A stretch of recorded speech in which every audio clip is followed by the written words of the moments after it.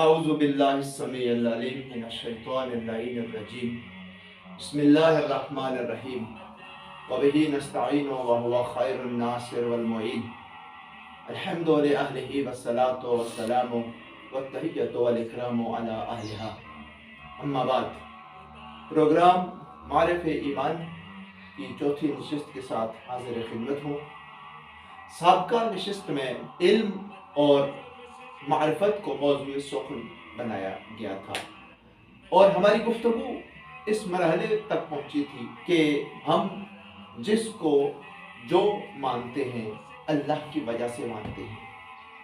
اللہ نے جس کو نبی بنایا ہم اسے نبی مانتے ہیں، اللہ نے جس کو رسول بنایا ہم اسے رسول مانتے ہیں، اللہ نے جس کو امام بنایا ہم اسے امام مانتے ہیں، اللہ نے جس کو خلیفہ بنایا ہم اسے خلیفہ مانتے ہیں، اللہ نے جسے اولو الامر بنایا ہم اسے اولو الامر مانتے ہیں، اور اللہ نے جسے کچھ نہیں بنایا ہم اسے کچھ نہیں مانتے۔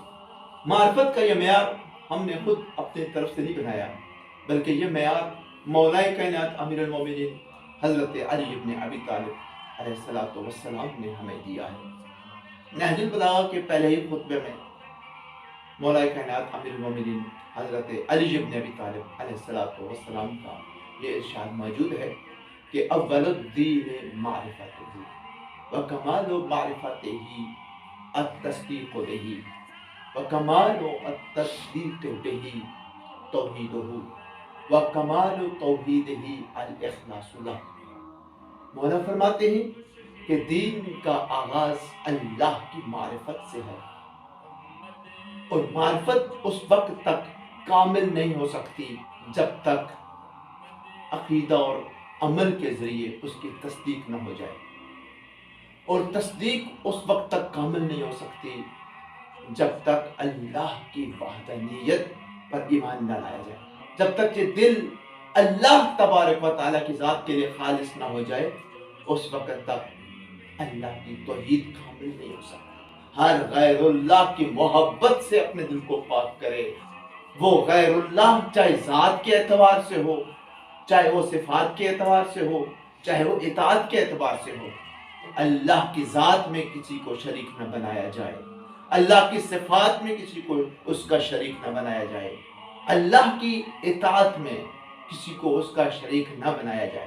اللہ کے بنائے ہوئے کی اطاعت عین توحید اور کمال معرفت ہے، اور اپنے بنائے ہوئے یا لوگوں کے بنائے ہوئے کی اطاعت بت پرستی اور جہالت ہے، اور جو لوگ دین کو سیاست سے جدا سمجھتے ہیں وہ اسی مرض کا شکار ہیں۔ علامہ اقبال نے کہا جلال بادشاہی ہو کہ جمہوری تماشا ہو، جدا ہو دین سیاست سے تو رہ جاتی ہے چنگیزی۔ چنگیزی یعنی لا قانونیت، چنگیزی یعنی جنگل کا قانون۔ لوگ سیاست کو دین سے اس لیے جدا کرتے ہیں کیونکہ ایک لیڈر کو فالو کرنا پڑتا ہے، اور جس لیڈر کو انہیں فالو کرنا پڑتا ہے ان تقاضوں کے مطابق وہ معاملات کو چلانے کی قابل نہیں ہوتا ہے، اس لیے لوگوں نے سیاست کو دین سے جدا کر دیا۔ حق تو یہ بنتا ہے کہ سیاست کو دین سے جدا کرنے کے بجائے دین کی سیاست کو لوگ تسلیم کر لیتے ہیں، دین کا سیاسی نظام لوگ قبول کر لیتے ہیں، تو پھر کبھی بھی کسی غیر اللہ کے سامنے جھکنے کی ضرورت ہی انہیں پیش نہ آتی، کسی غیر اللہ کی اطاعت کی نوبت ہی پیش نہ آتی جب اس نظام سیاست الہیہ کو قبول کر لیتے ہیں۔ اطاعت جزو معرفت ہے، جس طرح معرفت کا محور و مرکز اللہ کی ذات ہے، اسی طرح اطاعت کا محور و مرکز بھی اللہ کی ذات ہے۔ جس طرح اللہ کی ذات میں صفات میں کسی غیر اللہ کو شریک نہیں کیا جا سکتا، اسی طرح اللہ کی اطاعت میں بھی کسی غیر اللہ کو شریک نہیں کیا جا سکتا۔ خود خداوند کریم کا یہ ارشاد ہے یا ایھا الذین آمنوا اطیعوا اللہ واطیعوا الرسول واولی الامر منکم، کہ اے صاحبان ایمان اللہ کی اطاعت کرو اور اللہ کے رسول کی اطاعت کرو اور ان صاحبان امر کی اطاعت کرو جو تمہارے درمیان موجود ہیں۔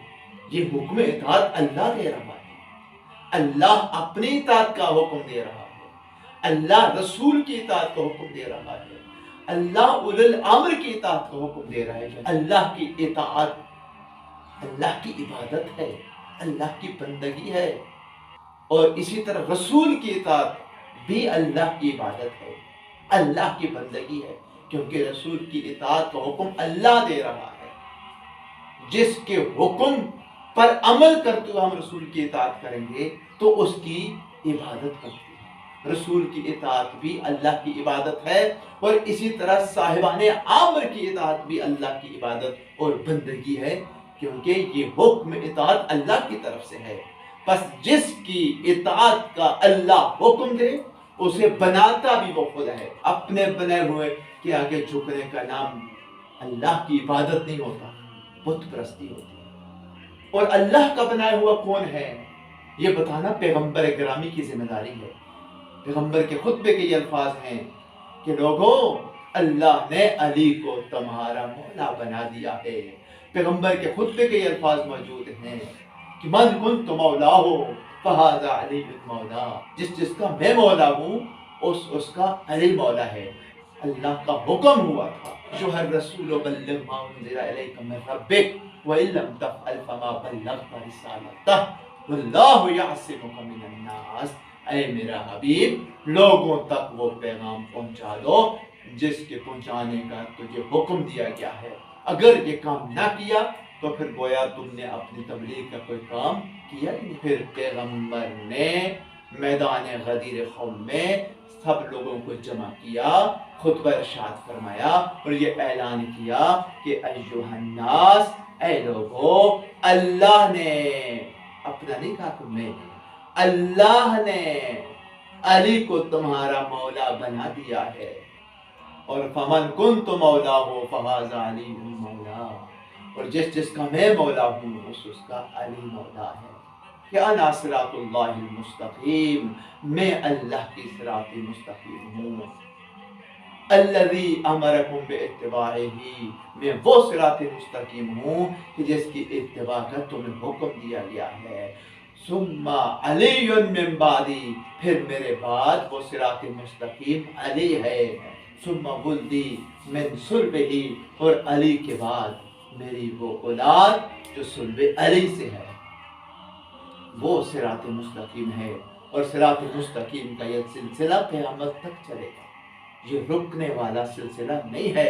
اور پھر اسی خطبے میں یہ روایت بھی موجود ہے کہ پیغمبر نے فرمایا کہ انی تارک فیکم الثقلین کتاب اللہ و اطرتی اہل بیتی ما ان تمسکتم بہما لن تضلوا بعدی فانہما لن یفترقا حتی یردا علی الحوض، کہ اے میری امت، میں تمہارے درمیان دو گراں قدر چیزیں چھوڑ کر جا رہا، ایک اللہ کی کتاب اور دوسری اپنی اطرت و اہل بیت۔